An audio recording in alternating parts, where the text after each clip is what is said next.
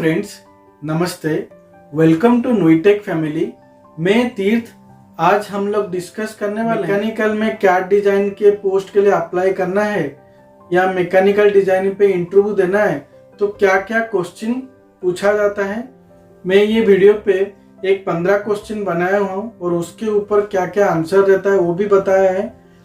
तो प्लीज मेरा ये वीडियो को पूरा एंडिंग तक देखिए। मैंने जो ये 15 पॉइंट्स बनाया है, आप इसको प्रॉपरली स्टडी करते हैं और प्रॉपरली आइडिया गेन करते हैं तो आप 100% इंटरव्यू क्रैक कर सकते हैं। मेरे ये चैनल पे आप पहली बार विजिट कर रहे हैं तो प्लीज सब्सक्राइब कीजिए एंड नोटिफिकेशन बेल प्रेस कीजिए। मैं ऐसे तरह कुछ भी टेक्निकल वीडियो मेरे चैनल पे अपलोड करूंगा तो आपको नोटिफिकेशन जाता है और आप लोग इजीली देख पाएंगे।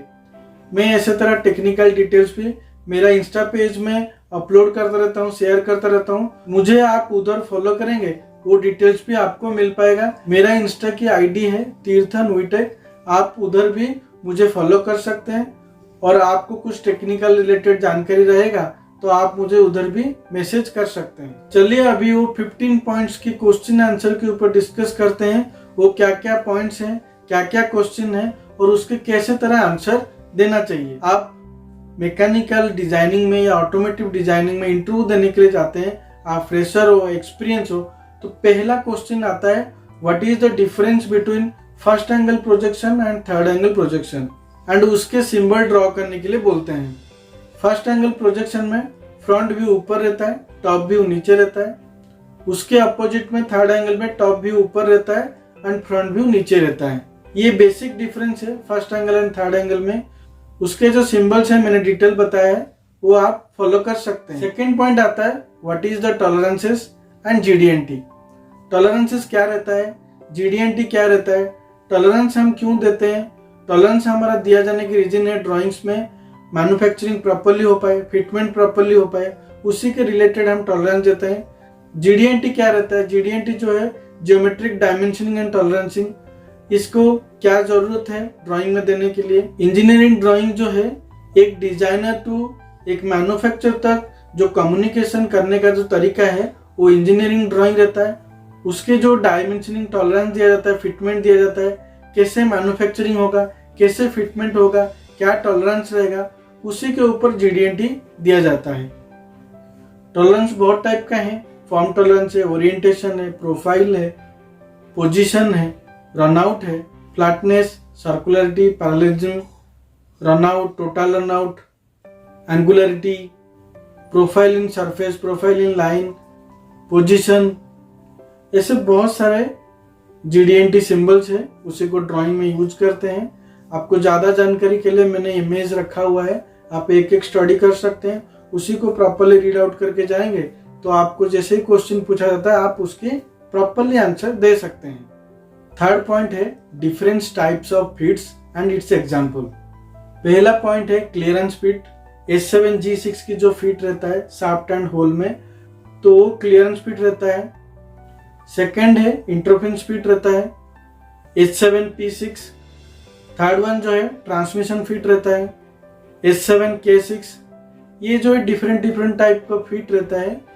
ये सब फिटमेंट के बारे में भी क्वेश्चन पूछा जाता है, आप प्रॉपरली स्टडी करके जाएंगे तो इसका भी आंसर दे सकते हैं। फोर्थ पॉइंट आता है what is the MMC, LMC and VMC।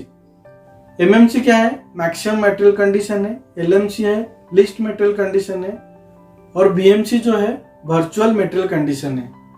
MMC क्या रहता है, आप एक सॉलिड शाफ्ट ले लीजिए, एग्जाम्पल में बता रहा हूँ, उसका डाया जो 20 रहेगा तो उसका जो प्लस और माइनस टॉलरेंस 0.2 में रहेगा, तो मैक्सिमम मटेरियल कंडीशन वो शाफ्ट का रहता है 20.2 एंड LMC क्या रहता है 19.8। इसी तरह एक हम हॉलो पाइप लेंगे, उसका इंटरनल डाया 20 mm रहता है तो उसका MMC जो रहता है 19.8 रहता है और जो LMC रहता है वो 20.2 रहता है, उसका उल्टा रहता है। और वर्चुअल मेटेरियल कंडीशन क्या रहता है, जो हमारा टॉलरेंस रहता है उसके ऊपर 0.2 की टॉलरेंस रहता है।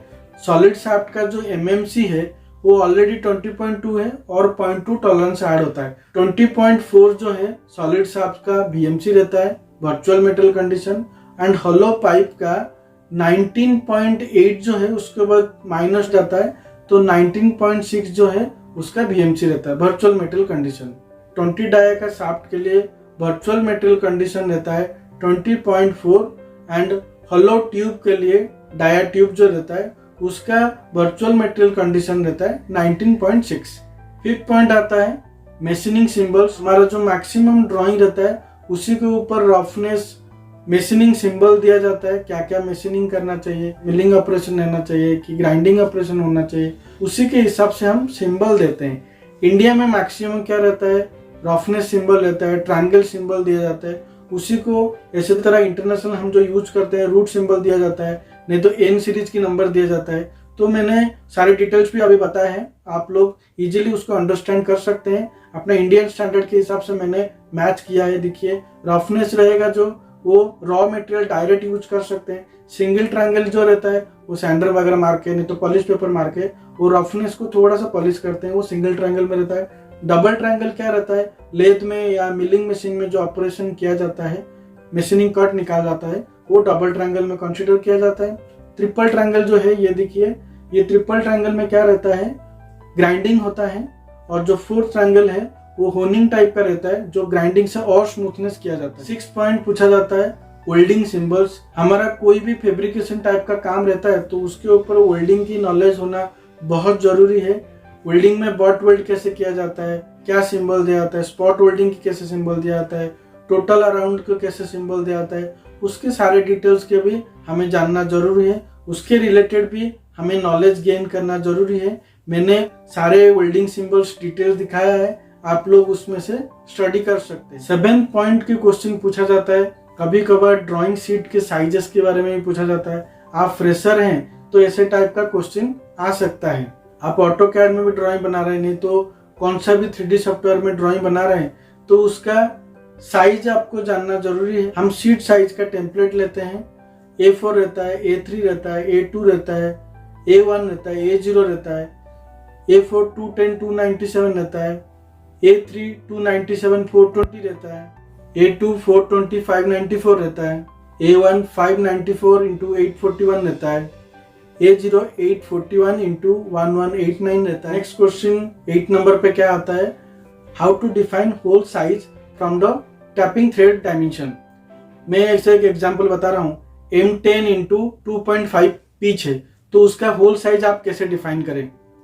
तो जो 10 है -2.5 जो पिच है उसी को 10 - 2.5 करके जो 7.5 आता है वो उसके होल साइज है। और एक एग्जांपल बता रहा हूँ, M8 into 1.5 तो उसका होल साइज कितना हो जाएगा, 8 - 1.5 जो 6.5 उसका होल साइज है। इसी तरह M6 into 1 पिच तो उसका होल साइज आ जाएगा 6 - 1 5 mm की होल डाया रहेगा। तो ऐसे तरह आप टैपिंग थ्रेड दिया गया तो होल साइज डिफाइन कर सकते हैं। ऐसे टाइप का क्वेश्चन आया तो ऐसे सॉफ्टवेयर करके आप आंसर बोल सकते हैं। देन आप फ्रेशर वगैरह रहेंगे तो आपको और भी एक क्वेश्चन पूछा जाता है, वर्नियर कैलिपर और माइक्रोमीटर का लिस्ट काउंट भी पूछते हैं। वर्नियर कैलिपर का 2 टाइप का लिस्ट काउंट आता है, एक जो है मैनुअल है, दूसरा जो है डिजिटल है। डिजिटल का 0.01 उसका लिस्ट काउंट है एंड मैनुअल का जो है 0.02 रहता है एंड माइक्रोमीटर का लिस्ट काउंट जो रहता है 0.01 रहता है। 10th क्वेश्चन आता है, आप कोई टूलिंग डिजाइन करना चाहते हैं, टूलिंग डिजाइन फील्ड में इंटरव्यू देने जा रहे हैं कि जिक्स फिक्सर रिलेटेड आप इंटरव्यू देने जा रहे हैं तो आपको 3-to-1 प्रिंसिपल और डिग्रीज ऑफ फ्रीडम के बारे में पूछा जाता है। कितने डिग्री ऑफ फ्रीडम रहता है, what is the 3-to-1 principal, वो क्या रहता है, उसी के रिलेटेड भी पूछते हैं। डिग्रीज ऑफ फ्रीडम 12 रहता है, जैसे मैं एग्जांपल दे रहा हूँ, XYZ जो है प्लस में 3 रहता है, माइनस में -X -Y -Z वो 3 + 3 6 होता है। इसी तरह Y जो एक्सिस है उसका क्लॉकवाइज एंटी क्लॉकवाइज ये 2 हुआ, X का ऐसे क्लॉकवाइज एंटी क्लॉकवाइज, Z का ऐसे क्लॉकवाइज एंटी क्लॉकवाइज, इसी तरह 6 हुआ। 6 + 6 ये 12 डिग्री ऑफ फ्रीडम रहा। कोई कोई उसको 6 डिग्री ऑफ फ्रीडम भी बोलते हैं क्योंकि जो प्लस और माइनस है उसको एक तरह कंसिडर करते हैं। 3-to-1 प्रिंसिपल हम टूलिंग के लिए नहीं तो जिक्स एंड फिक्सर के लिए यूज करते हैं। 3-to-1 क्या है, 3 फेस को लॉक किया जाता है, 2 फेस को लॉक किया जाता है, देन 1 फेस को लॉक करके उसका मशीनिंग किया जाता है, नहीं तो और कुछ दूसरा प्रोसेस मैन्युफैक्चरिंग प्रोसेस किया जाता है।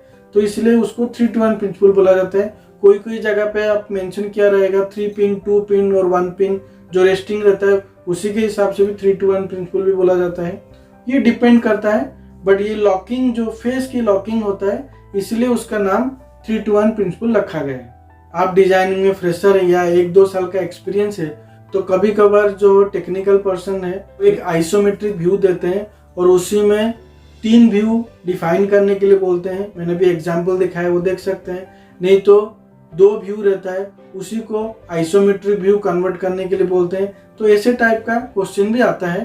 तो आपको ज़्यादा नॉलेज गेन करना है तो बहुत सारे इंजीनियरिंग ड्राइंग्स की बुक्स है, नहीं तो आप गूगल में भी सर्च कर सकते हैं। बहुत सारे ऐसे मैनुअल रहता है, आप उसी में से 3 व्यू कलेक्ट कीजिए, नहीं तो 2 व्यू कलेक्ट करके आप आइसो व्यू भी बना सकते हैं। आइसो व्यू का नॉलेज गेन कर सकते हैं, नहीं तो आइसो व्यू देख के आप 3 व्यू डिफाइन कर सकते हैं। तो ऐसे तरह आपका ड्राइंग रीडिंग कैपेबिलिटी बढ़ता है और विजुअलाइजेशन कैपेबिलिटी भी बढ़ता है। नेक्स्ट क्वेश्चन आता है, what do mean by unilateral and bilateral tolerances.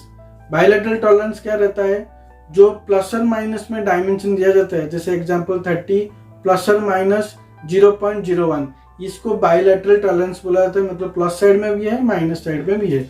और यूनिलैटरल टॉलरेंस क्या रहता है, एक तो प्लस साइड में रहेगा नहीं तो माइनस साइड में रहेगा, प्लस और माइनस नहीं रहेगा। तो जैसे कि प्लस 0.01 टू प्लस 0.02, नहीं तो माइनस 0.01 टू माइनस 0.02, ऐसे प्लस में रहेगा नहीं तो माइनस में रहेगा। नहीं तो कभी कभार ऐसे भी रहता है 0 -1 रहता है, नहीं तो 0 + 1 भी रहता है। इस तरह यूनिलैटरल टॉलरेंस भी डिफाइन किया जाता है। देन नेक्स्ट क्वेश्चन आता है, what is the difference between 3D model and 2D detailing. इसकी क्या जरूरत है।